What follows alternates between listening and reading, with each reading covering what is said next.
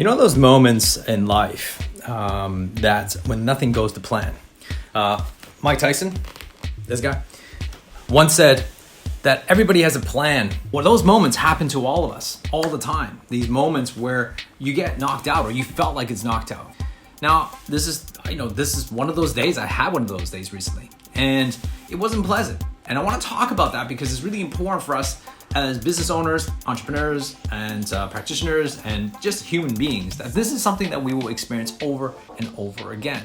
But it's what you do in those situations, what you do in those moments, that is critical for your learning and how you become successful. So what happens is that when you get punched in the face sometimes is that you seem like nothing is going right, and it just kind of snowballs.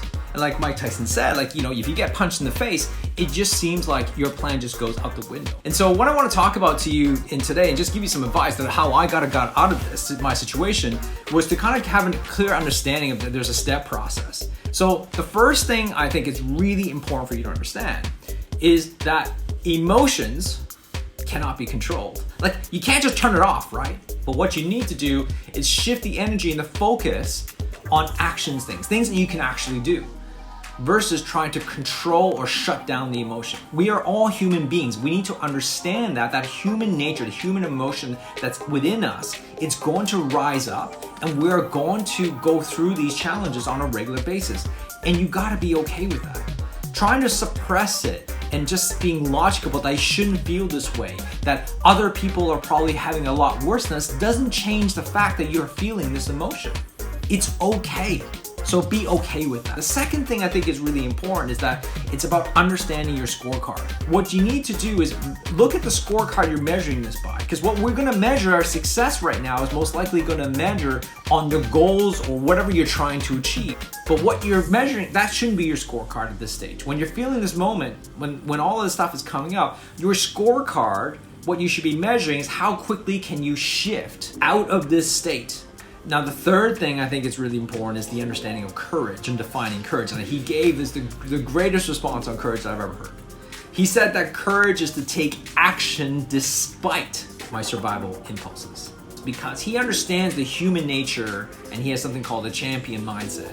The courage is despite those human impulses, which is saying, shut down, get your head down, be safe, don't go out there, protect yourself, all that comfort thing that your body is internally trying to hold you down. Courage is to be able to override that. That is really difficult for you to do. Because the thing is that we're most likely afraid of a lot of things because we don't want to do it, because our internal dialogue, the human part of our brain, is trying to protect us. But most of the things that we're afraid of aren't life or death situation. It's mostly in our heads. And I'm very, very guilty of this. And I'm sure you are too. And this is why it's so important for us when we need to get out of these dark places or these situations where things are not going right. You need to learn to execute.